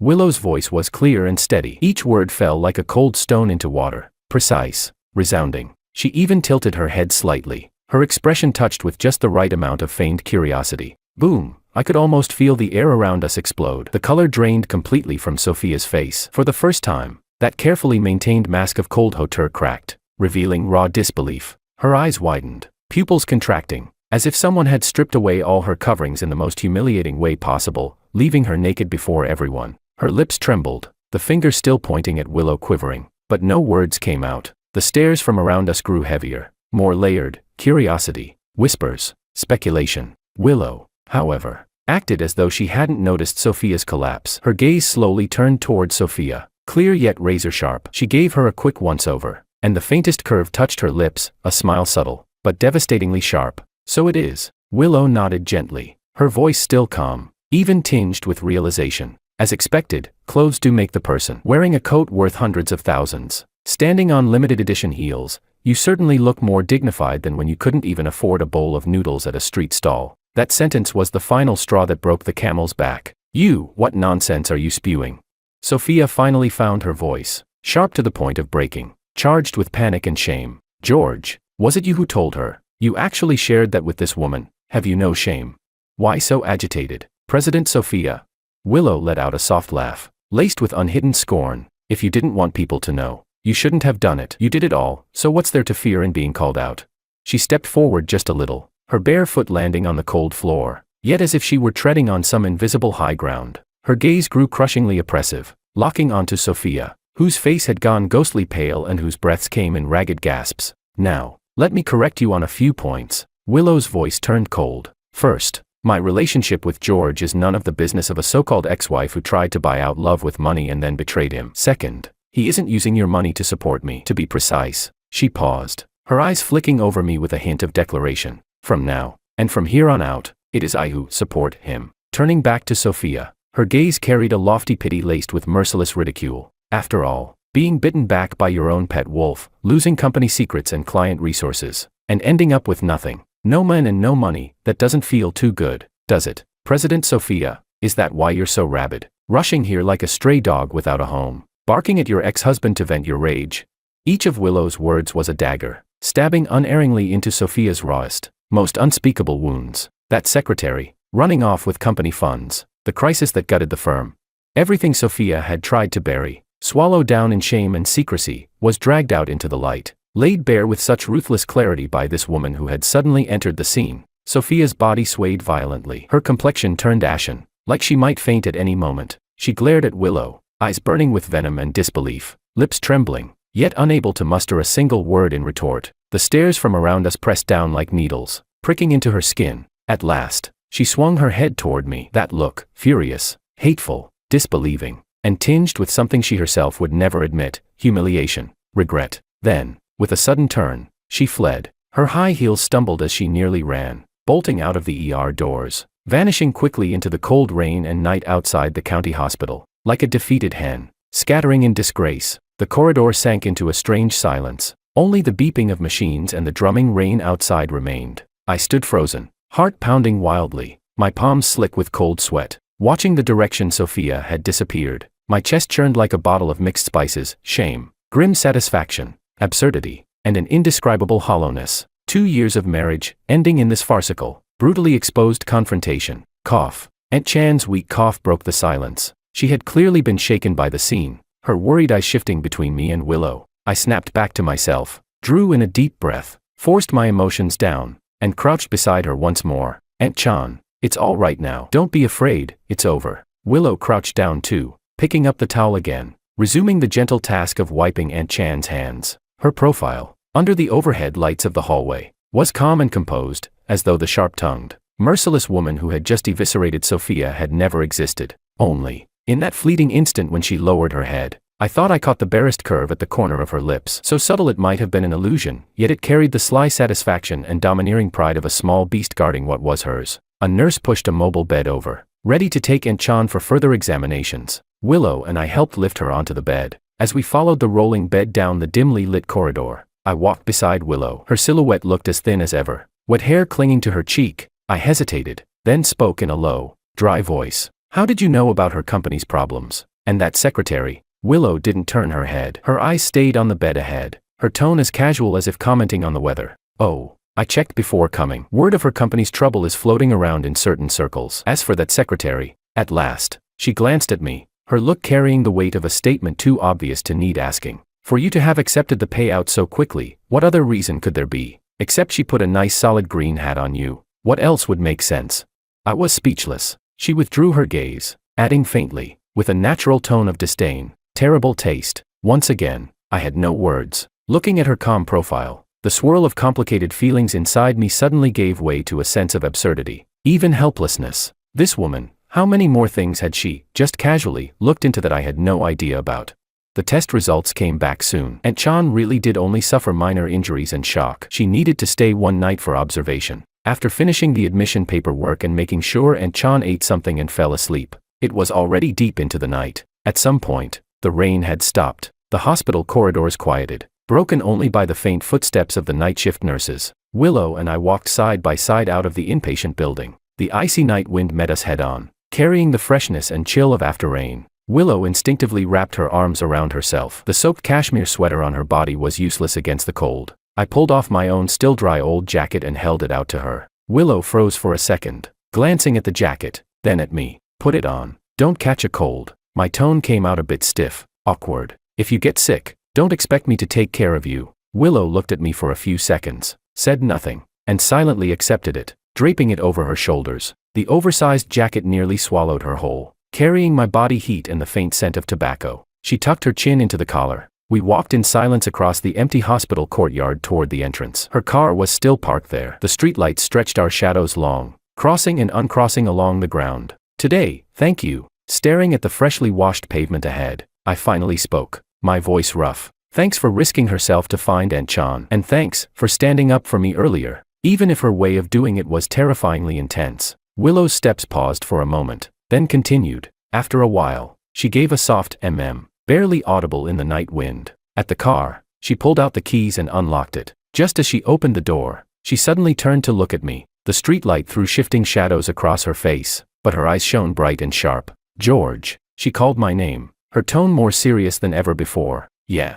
She's not worthy of you." Willow held my gaze, each word clear and deliberate. "She wasn't before, and she certainly isn't now." I froze, staring at the unwavering seriousness on her face. My heart thudded, as if something had lightly struck it. "So," she paused, lifted her chin just a little, with that familiar, undeniable dominance. "From now on, you're under my watch." Before I could react, she bent down, slid into the driver's seat, and shut the door with a firm bang. The engine roared to life, headlights flaring and casting their glow onto the rain-soaked road ahead. She lowered the window, stuck out half her head, and wore once again that slightly mischievous yet commanding look. "What are you standing there for? Get in the car. Home. You'll freeze to death out there."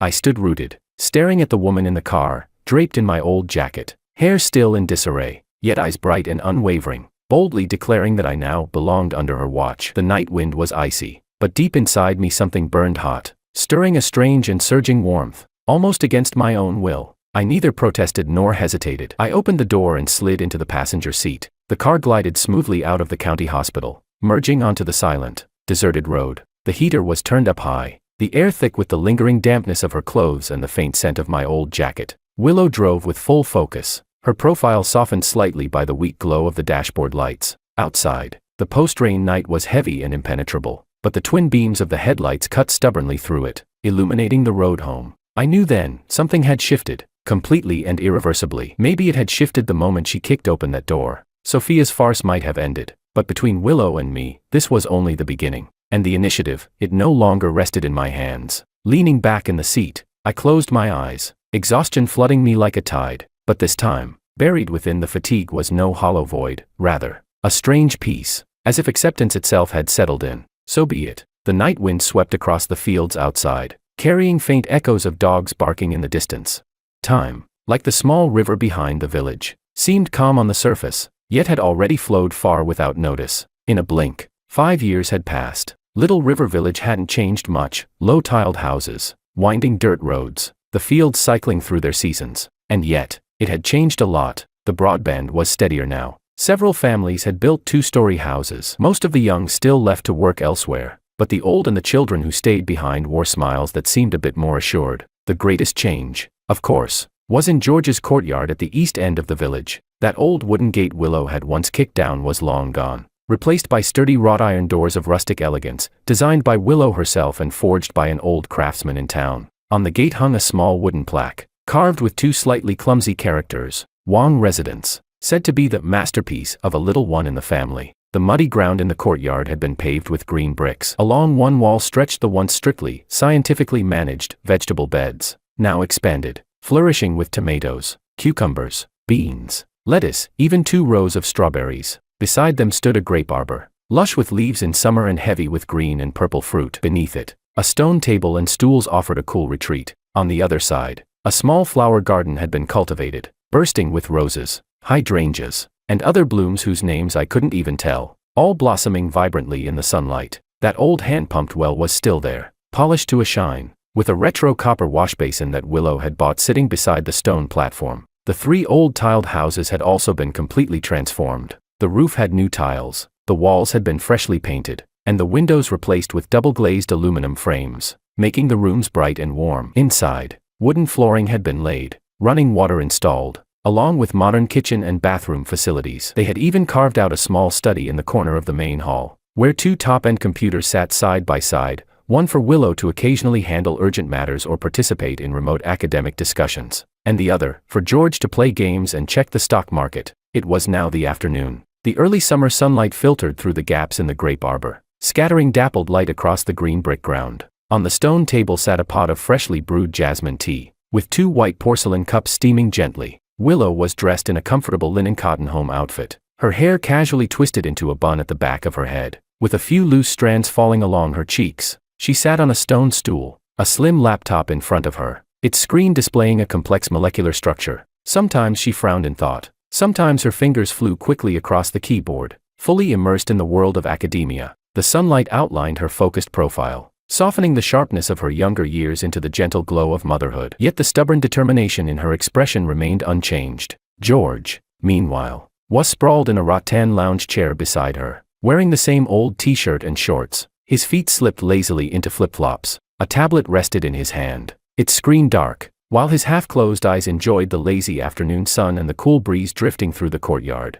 almost lulling him to sleep. This kind of idle leisure is the ultimate pursuit of my life. However, the tranquility was soon broken. At a smaller stone table under the grape arbor, a little boy in a tiny vest and shorts, his round head looking like a dumpling, was frowning bitterly over his homework notebook. His small brows furrowed tightly as his chubby fingers gripped a pencil, stabbing at the page while letting out frustrated hums. Sigh. The little dumpling gave a long sigh, his baby-soft voice carrying an exaggerated sorrow far beyond his age. This character is so hard to write. No one paid him any attention. The boy snuck a glance upward, first at his mother absorbed in work, then at his father drifting toward sleep. His little mouth pouted even higher. He put down his pencil and began playing with his eraser, rubbing crumbs all over the place. Ahem.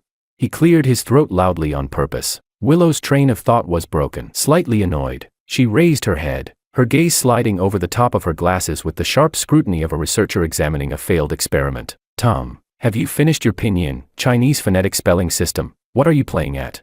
The little boy named Tom instantly straightened up, pretending to write diligently. I'm writing.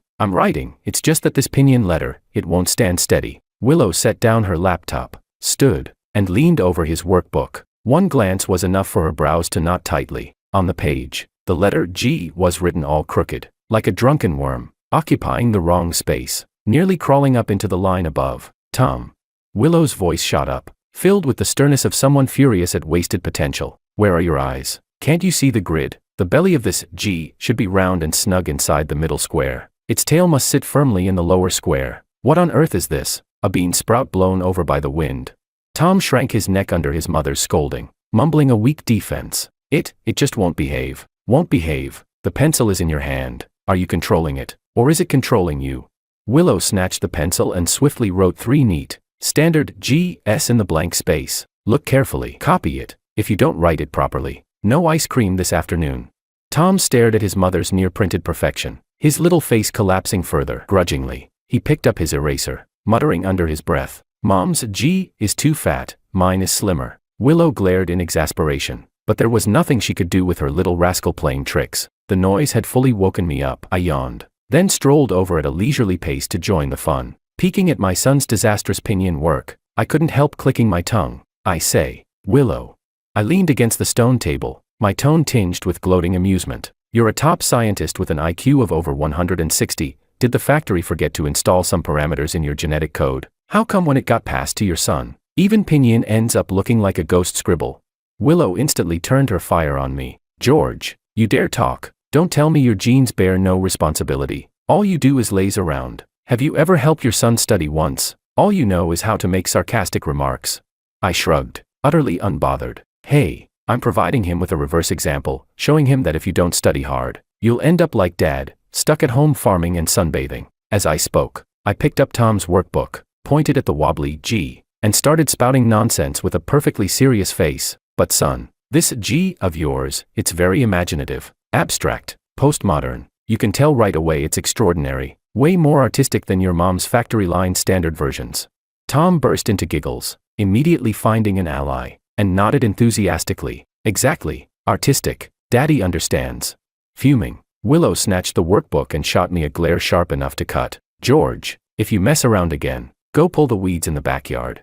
I raised my hands in surrender. All right, I'll shut up. Teacher Lou, please continue. Carry on. I winked at my son, then flopped back onto my lounge chair to enjoy the show. Willow drew in a deep breath, forcing down her anger, and picked up the pencil again, softening her voice as much as she could. Tom, come on, let mommy teach you again. Look, this curve should go like this. Tom blinked his big eyes, half understanding. Half confused, after 3 rounds of teaching, the little rascal's stubbornly clung to its artistic style. Willow's patience finally snapped. She smacked the pencil down on the table, unleashing the ultimate soul question. Tom, tell me, whose brain did you inherit? Huh? In perfect sync, both my son and I pointed at each other without hesitation. From him, her. Our voices were firm, decisive, and full of unshakable tacit understanding. Tom glanced at his furious mom, then at his dad pretending innocence, and his lips trembled before he burst into tears. Wah. I was picked up from the trash can. Both of us were speechless. Well, that stirred the hornet's nest. Willow scrambled to comfort him, wiping tears, promising ice cream. As for me, I rubbed my nose guiltily and looked up at the sky. The sunlight was warm, grape leaves glowed green, and the garden flowers carried a gentle fragrance. Chaos and clamor, the truest flavor of everyday life. Willow finally managed to calm her tearful son, pushing him back onto the stone stool with a string of unequal treaties, ranging from double ice cream to an extra half-hour of cartoons. Only then did the little guy, still sniffling, pick up his pencil again and launch a new offensive against his workbook. She walked back to her seat, lifted the now lukewarm jasmine tea, took a sip, and let out a long sigh, as though she had just fought a hard battle. Tiny beads of sweat dotted her temples. At some point I had wandered over, holding a palm fan, lazily fanning her with slow, uneven strokes. Willow glanced up at me but said nothing, enjoying the momentary coolness before turning her eyes back to the molecular structures on her laptop screen. Her brows furrowed slightly, as if she had run into a problem. Following her gaze, I looked at the tangled lines and symbols on the screen. To me, they were nothing but gibberish. Stuck again? I asked casually. Willow gave a vague reply, her fingers drumming unconsciously on the table. There's this energy calculation that just won't match up. I've built the model 3 times already. I stayed quiet for a moment, studying her focused yet troubled profile. Then I spoke, my tone as calm as if I were asking what was for dinner. Do you want me to open up another tier of computing power for you from Blue Sky? They just upgraded their server array recently. Willow's tapping fingers froze instantly. Her head snapped up, and her sharp gaze behind the glasses fixed on me, filled with suspicion and disbelief. Blue Sky? How could you possibly have access to Blue Sky's computing power? That's the National Supercomputing Center. I looked away, still leisurely fanning her, my tone perfectly flat. Oh, nothing much. Years ago, when I had too much pocket money, I invested a little here and there, picked up a few points of technical dividend shares. Their board secretary's office gave me an emergency contact channel. I paused, then added, anonymous. Of course. Willow opened her mouth, as if wanting to speak, but not a word came out. She simply stared at me with a gaze that was impossibly complex. Shock, realization. So it was true all along, and even a touch of helpless amusement. In the end, she asked nothing. She just gave me one long look, then lowered her head again, fingers flying over the keyboard. Her voice was calm and professional once more, though laced with the faintest grit of clenched teeth. Send the access codes to my email. Include the verification method for the anonymous channel. I replied lightly, pulling out my phone and starting to operate at an unhurried pace. The courtyard returned to silence, broken only by the clicking of keys, the soft swish of the fan, and the little one's grumbles as he wrestled with his pinion. The sun was warm. Time stretched long. I fanned idly, watching the woman beside me frown in concentration, fully absorbed in her work. Then I looked over at the boy scratching his head, waging war against his homework. That once barren field in my heart had long been filled, overflowing with these noisy, warm, trivial days. Fatten up a sugar mommy and then run away. Who could understand this kind of happiness? Turns out, after running circles, I realized the fattest, most troublesome, yet most impossible to leave one had already kicked the door open herself, barged right in, and boldly declared, from now on, you're mine to manage. So be it. Manage away. I shifted into a more comfortable sprawl, closed my eyes, and savored the drowsy breeze of an early summer afternoon. After all, this life was already set.